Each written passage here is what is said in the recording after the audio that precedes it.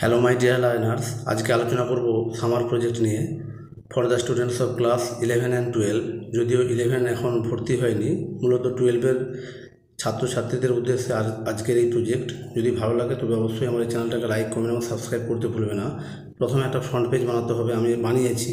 স্কুলের নামটাকে রাউন্ড করে লিখবে, তারপর নিজের নাম, নিজের class, roll number, summer project on language, academic session 2024। এইভাবে প্রজেক্টটা সুন্দরভাবে তোমরা ফ্রন্ট পেজ বানিয়ে তৈরি করবে। একেবারে নিচের দিকে বাম দিকে সিগনেচার অফ দ্য স্টুডেন্ট, ডান দিকে সিগনেচার অফ দ্য টিচার। আজকে যে প্রজেক্টটা আলোচনা করব তা পার্সোনাল রিফ্লেকশন, ব্যক্তিগত প্রতিফলন। কোনো একটা বিষয়ে নিজের চিন্তাভাবনাটাকে তুলে ধরা, সেই নিয়ে একটা প্রজেক্ট। আশা করি তোমাদের ভালো লাগবে। এই প্রজেক্টটা আমি করেছি একটা স্পাইরাল বাইন্ডিংয়ের মাধ্যমে। টাইটেলটা কি? Title of the study, smartphone, the positive and negative effect on students achievement.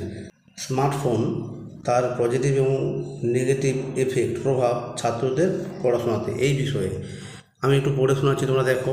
প্রথমে ইন্ট্রোডাকশন দিয়েছি। Media in today's world play very significant role in students' achievement. Nowadays, almost every student of the higher secondary standard has got smartphone beside radio, TV, newspaper, magazine and any other latest technologies.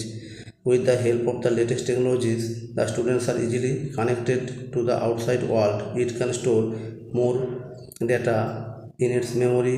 It can calculate many calculations in a very short moment. With the help of internet connection, a student can know the unknown answers in absence of his teachers and can download necessary image, scenery, graphs, maps, charts, etc. to complete his project work and assignment. They can keep in touch with their peer group and teachers through calling or email. With smartphone, even in their leisure, they can entertain with music, games and sports, old videos, clipping related to the freedom fighters and geographical scenery, etc. These entertainment provide them with mental relief and enhance their creative energy. তাহলে এখানে স্মার্টফোনটা যে ছাত্রদের পড়াশোনাতে কীভাবে সাহায্য করে সেই নিয়ে বলা রয়েছে। কারণ আজকের দিনে স্মার্টফোন যদি পাশে থাকে তাহলে অনেক কিছু সমস্যার সমাধান আমরা বাড়িতে বসে করতে পারি, এবং আমরা প্রজেক্ট ওয়ার্ক বানানোর সময় এই কম্পিউটার বা স্মার্টফোনের সাহায্যে অনেক সাহায্য নিতে পারি। যেমন কোনো ছবি লাগলে ছবি, গ্রাফ, ম্যাপ, চার্ট ইত্যাদি খুব সুন্দরভাবে বানাতে পারি। যে কোনো ফ্রিডম ফাইটার বা জিওগ্রাফিক্যাল সিনারি সম্পর্কে জানতে পারি। ফলে আমাদের পড়াশোনার জন্য এই স্মার্টফোনের একটা গুরুত্ব আছে, এবং তার শুধু পজিটিভ সাইড নয়, নেগেটিভ সাইডও আছে। সেটা এই প্রজেক্টের মাধ্যমে দেখানো হয়েছে। এরপর নিচে চলে যাচ্ছি। আমি শুধু ইন্ট্রোডাকশনটা পড়বো, বাকিটা আমি এমনি দেখিয়ে চলে যাব, তা না হলে এই ভিডিওটা অনেক বেশি লম্বা হয়ে যাবে। কনক্লুডিং পার্টটা দেখি ইন্ট্রোডাকশন পার্টের।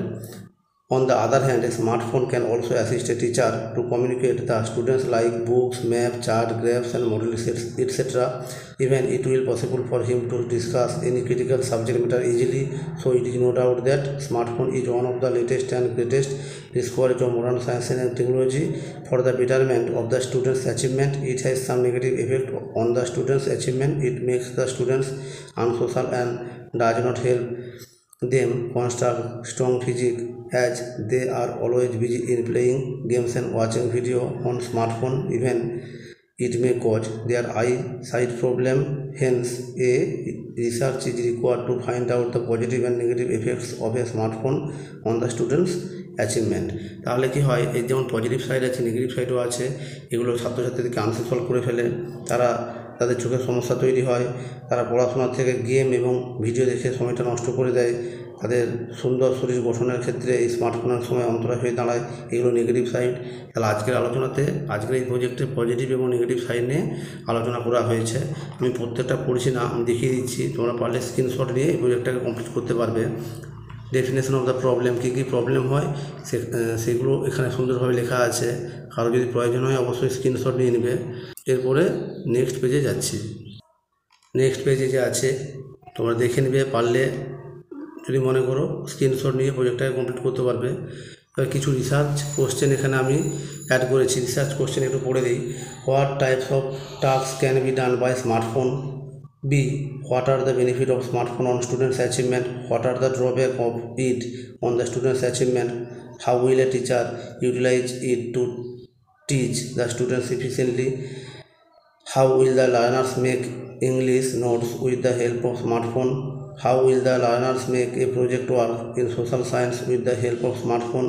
How will the teachers create a virtual classroom? How will the learners learn an unknown topic in absence of their teachers? When will a mathematics teacher utilize a smartphone in his class?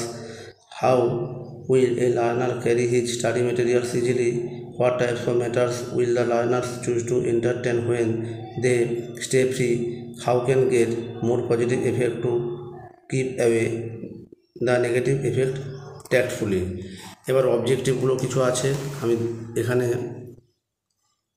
দিয়েছি, একটু দেখে নেবে। With the help of a smartphone, the following tasks can be done: gathering information, calling, calculating internet access, sending and receiving email, listening music, watching video, location finding, playing game, reading news paper, এখন news paper কেনার দরকার নেই, internet থেকেই পড়া যেতে পারে, purchasing books, creating blogs. এখানে point করেছি the benefit of smartphone of the students achievement are discuss below. এখানে বেনিফিটগুলো দেওয়া আছে এবং এর নিচে কিছু ড্রব্যাক আছে, মানে সমস্যা, সেটাও তুলে ধরা হয়েছে।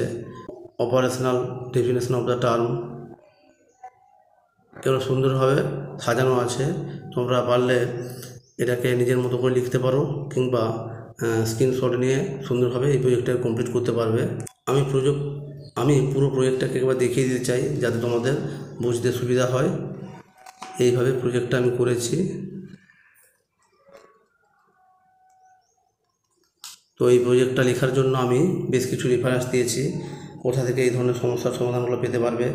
Essentials of educational technology by S K. Mangal and Uma Mangal, design of educational technology, the SAGE of encyclopedia of educational technology by J Mitchell, এরকম দিয়েছি, তোমরা দেখে নেবে।